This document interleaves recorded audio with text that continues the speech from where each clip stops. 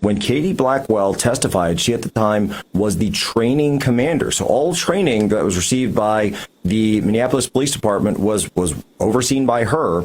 And she testified that I believe she said it was not familiar to her, the knee restraint that was used. And yet, of course, Chauvin's argument and his lawyers argued that this was, in fact, exactly how he had been trained to restrain a suspect when they were acting in the way that George Floyd was. And so basically, I guess what the court is ruling here is that there is a degree of truth to what you said. Now, that being the case, then, is this something that is this something that Chauvin himself could use in a potential, and obviously he is filing appeals, is this a ruling that he could then use in his favor?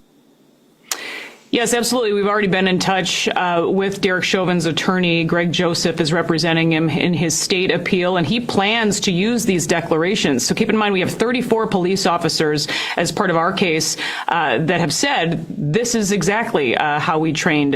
We used MRT. 14 of them said that Katie Blackwell perjured herself in his trial, and these are sworn court declarations that Greg Joseph intends to use for Derek Chauvin's trial. But we had about 50 people in all come forward and do declarations on behalf of Alpha News for our case. We're obviously grateful to all of them. It's sometimes a tough go here in Minnesota, Jack. I know you know that well, but it does seem that perhaps a little bit more every day, the truth is being told and perhaps more accepted now than ever before. Keep in mind, the book, the documentary, this was not covered at all by the mainstream media in Minnesota, but they were very quick to jump and cover on the fact that we were being sued, so almost cheering this lawsuit on in a way. But it's quite interesting how no one has yet to ask the assistant police chief, again, in Minnesota's largest city, if she lied in the most high-profile